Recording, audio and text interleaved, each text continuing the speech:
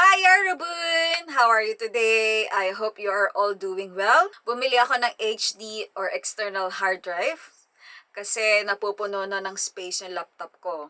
Puro series ng Korean, tsaka video for vlogs. Pero hindi ko pa napapanood, puro ko download. Walang time manood. Wow, busy. So again, need ko siya, hindi want. Since I've been doing videos sa vlogs, nakaka-consume talaga siya ng storage sa laptop. Meron akong HD na 7 years ko nang gamit. Kaso 500 GB lang yon. And matagal-tagal na rin siyang puno na. Kaya need ko na ng bagong space.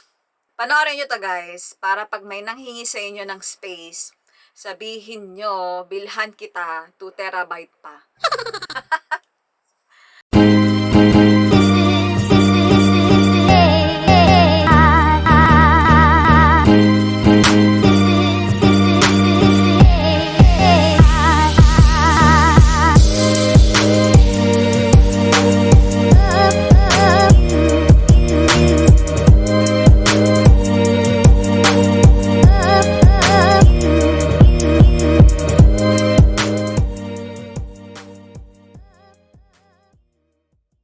So here it is. Binili ko siya sa Jumbo. One of the electronic store here in Abu Dhabi.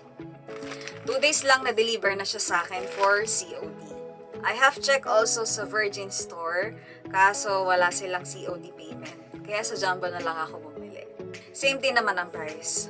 Pero both stores are legit and trusted pagdating sa mga gantong items na sale sa kanila.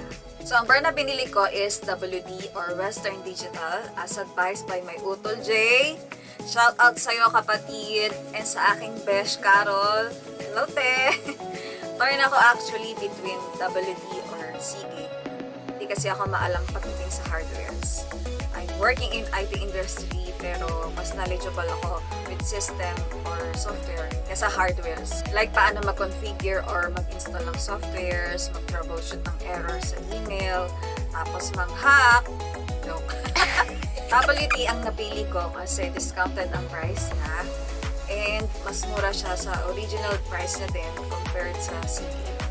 And consider the best quality din naman siya. So no worries na masira agad or mag-corrupt yung mga files mo. So nabili ko to for 269 AED. 2 terabyte na. And enough space na yan. Siguro mga 10 years ko siyang magagamit. Okay, so let's see. Unbox na natin. Thank you for shopping at Jumbo. 800 Jumbo 58626.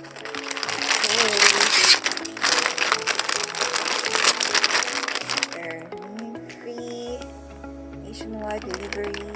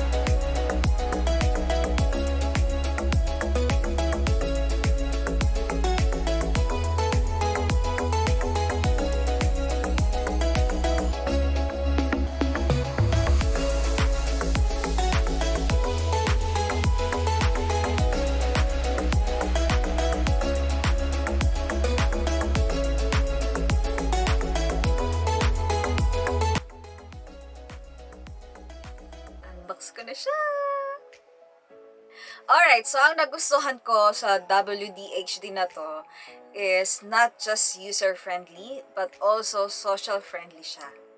Meron siyang software na pwede mo i-connect with your social media and cloud storage services like Facebook, Dropbox, or Google Drive. Pwede ka mag-import, i-organize, and also share everything sa WD Drive na to para mabackup mo rin lahat sa social accounts mo. If ayaw mo i-connect, you may use it plainly as a storage device lang. And one more, ang slim lang niya, talagang passport size lang siya and ang gaan. That's it, Yarbun! Thank you for watching. Please don't forget to like, share, and subscribe. See you in my next vlog. God bless. Bye! Gusto mo ng space? Ito, 2 terabyte WD. Space? Ito, space. WD. 2 terabyte para sa'yo. 2 terabyte, 2 terabyte, 2 terabyte, WD. Pwede na ba pang commercial? Gusto mo ng space? WD, 2 terabyte para sa'yo. 2 terabyte, WD, 2 terabyte.